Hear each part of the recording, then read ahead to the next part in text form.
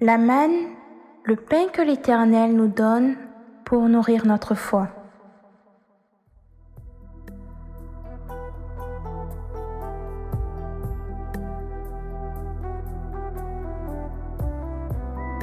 Shalom, shalom, bien-aimé du Seigneur Jésus.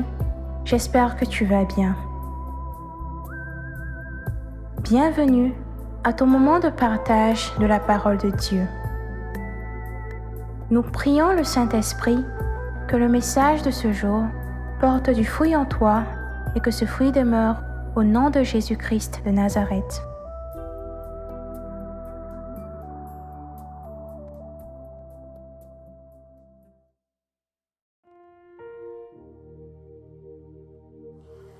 Le chrétien n'est pas seulement celui qui jeûne, qui participe à la messe, au culte ou autres rites religieux, mais aussi celui-là qui œuvre à maintenir la paix, la cohésion et sème à tout prix l'amour où qu'il soit.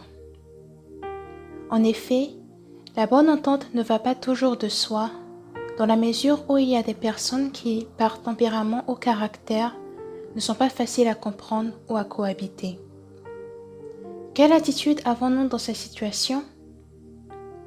Autrefois, la loi proposait ceci: œil pour œil, dent pour dent. Cela permettait de faire régner une justice de l'homme par l'homme, mais en faisant cela, ne devenons-nous pas aussi mauvais que celui qui nous a fait du mal? Car nous ne faisons que perpétuer le mal, et souvent cela instaure un cycle infernal.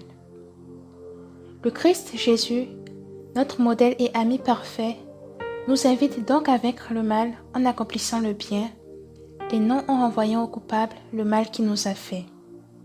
Et ce, même quand nous ne sommes pas en faute.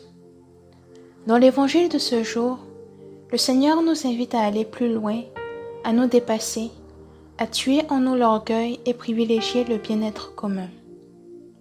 Être artisan de paix, c'est être toujours prompt à faire le premier pas, à aller vers les autres pour établir la paix. Être artisan de paix, c'est accepter de se faire l'intermédiaire entre deux parties pour régler une situation de conflit. Être artisan de paix, c'est avoir un langage d'amour, d'union, de cohésion sociale, n'avoir que des paroles de vie, d'espérance, d'encouragement. Être artisan de paix, c'est pardonner immédiatement la faute commise contre nous et accepter d'en être guéri par le Saint-Esprit. Être artisan de paix, c'est aimer son prochain. Nous aimerons enfin partager avec vous une méditation du Père Richard Tardif, Regnum Christi, qui dit ceci. Jésus nous offre une dernière recommandation dans ce passage, celui de l'exercice du pardon. Donc, lorsque tu vas présenter ton offrande à l'autel, si, là, tu te souviens que ton frère a quelque chose contre toi, laisse ton offrande là, devant l'autel, va d'abord te réconcilier avec ton frère et ensuite, viens présenter ton offrande. Le geste de paix que nous accomplissons avant la Sainte Communion, à chaque messe, est inspiré de cette phrase de l'Évangile. Par ce geste, nous disons à Jésus notre désir de mettre fin à nos rancunes et nos haines avant de le recevoir dans l'Eucharistie. Seigneur, par ton Eucharistie, donne-moi la force et l'envie de pardonner à mon prochain. Prions afin que nous puissions trouver la force en Dieu de pardonner et œuvrer véritablement pour la paix où que nous soyons. Seigneur, fais de moi un instrument de ta paix. Là où est la haine, que je mette l'amour. Là où est l'offense, que je mette le pardon. Là où est la discorde, que je mette l'union. Là où est l'erreur, que je mette la vérité. Là où est le doute, que je mette la foi. Là où est le désespoir, que je mette l'espérance. Là où sont les ténèbres, que je mette la lumière.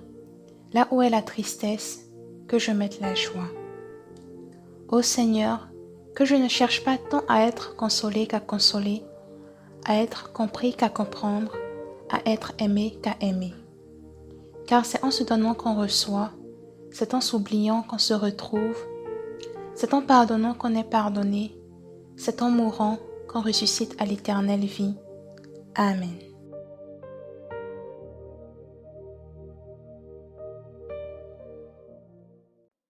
Dieu te bénisse. La manne, le pain que l'Éternel nous donne pour nourrir notre foi.